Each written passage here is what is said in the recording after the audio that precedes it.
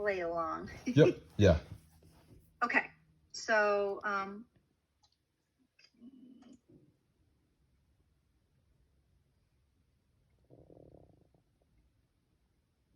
sorry, this is just a, oops, that's spelled wrong. Oh, well, it's saved. Okay. So we are on 422 Brook something or other. Brookfield Way. Search global. Yep. Kim Sutton. But she's not the seller. So she's a realtor, right? And we did one deal with her, and so she. It was her property, though. Yes. Yeah. It was her husband's property. Right. Yeah. But she said she just wanted a PDF so that she could look it over, because she'll need to change it into the Georgia real estate docs. So she's just going to sort of take our contract and then just plug it into the Georgia real estate form. Okay. Okay. So this one's a little backwards because it's a deal off the top.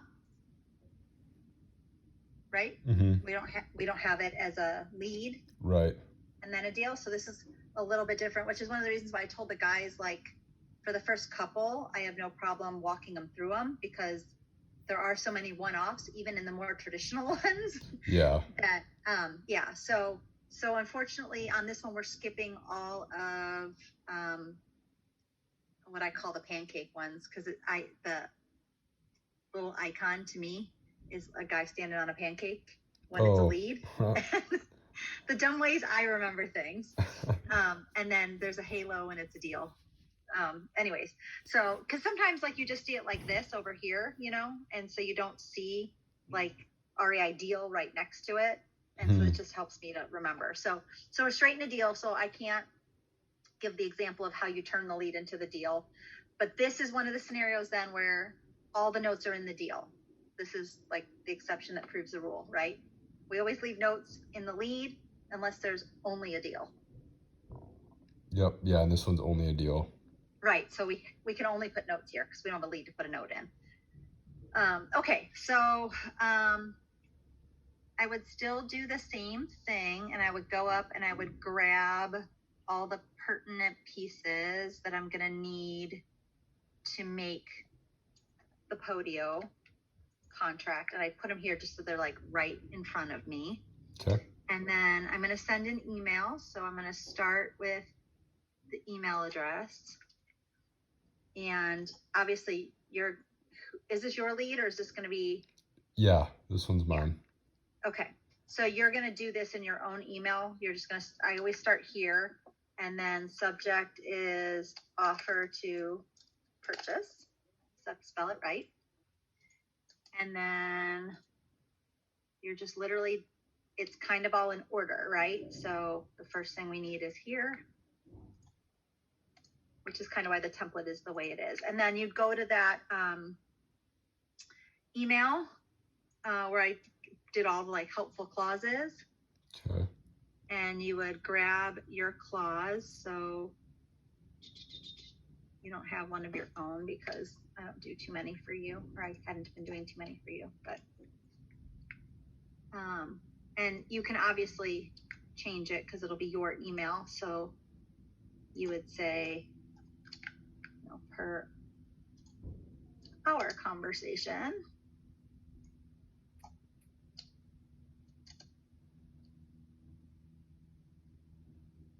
there you go. I think there's 2 spaces in between per and hour. Yeah. Yeah, there we go. I'm not actually going to send it. You are. So oh, okay. Just as an example of like, how it should read or what it should look like. And you can edit that helpful clauses kind of however you want. Okay. Some of them don't really apply anymore. They were just things I have used in the past or would regularly be asked for. So I was just like saving them somewhere. So if in some way this document like isn't helpful to you, or like you want to edit something so it sounds more like you, that's totally fine. These are the things that I found helpful that come up a lot, like earnest money, cancellations, price adjustments, Some of these rental ones we don't use anymore since we don't do anything with the rents really anymore. Anyways, you can read through them. If they're helpful, great. If they're not, delete it. Doesn't hurt my feelings any. Just my things that help me. But again, I live in a pancake or halo kind of world. So might not make any sense to you. It makes perfect sense to me. So we went ahead and started our email. And now we're in here, assuming you already turned your lead into a deal. That's where you'd be picking this up from if we had that. So you scroll down until after the big long set of notes.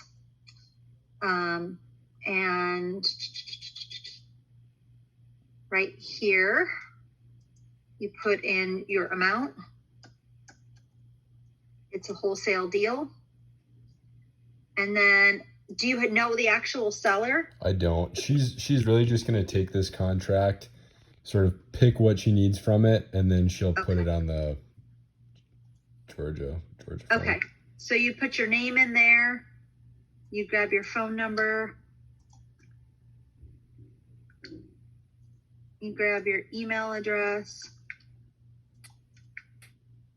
And this is where, if there were two people, I always suggest kind of going sort of thing instead of doing two different seller one and seller two. And that's in more traditional circumstances for when you have to do DigiSign, just as a side note. Okay. It also makes it so you only have to do one. The value here is always cash at close. It depends on in here, like if you're talking 30 days or a specific date. I usually look at the current date, which is in pink, and then look for like what holidays are in there. We're going to have this one here in January. We're going to have most places are taking this Monday as a holiday. You know, and I think there's one other. I think there's like a Martin Luther King Day is in here somewhere as well. Okay. I think is this Monday off. So just things to keep in mind when you're looking to pick a date. And then looking at the 7th, that shouldn't be an issue. It's more than 30 days, even with all those holidays in there. Parcel number.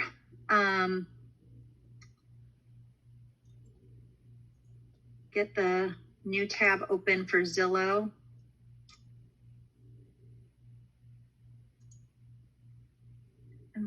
While that's trying to pick itself up, kind of go down until it gets to like a gray spot under home details. Right there, it starts to kind of, you can sort of see it sort of changes like color, like stops being as bold of a color. That's where you want to hit the see more facts, and it should be just a little bit farther under there. Okay. Parcel number. And then just copy that and close that down. Go back here. Plug it in. Go back to your helpful clauses. At the top of that page is where I kept this because I feel like it's the most used of all the clauses that we have that I utilized. Okay. So I liked it right on top. And I throw that in for legal description, title, and escrow.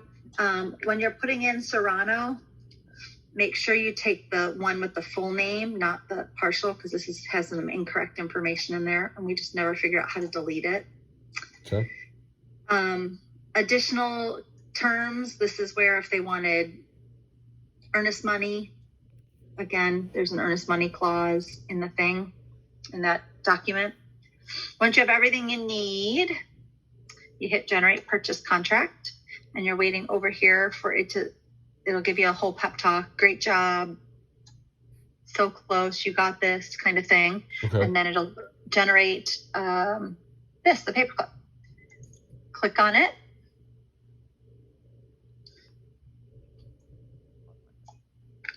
When it comes up to save it, the first thing I do is change the TC to AB and save it. And then go over to my email.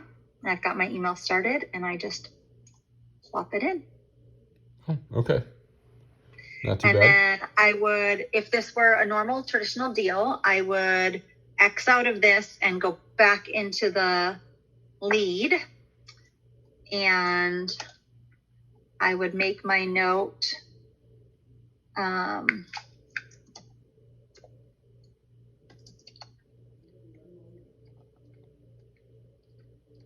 Emailed offer to purchase to seller, and then I would stick a copy of that contract. Okay. At some point it will upload. And you're just putting in the notes so sort of everybody has it. Okay. Yeah.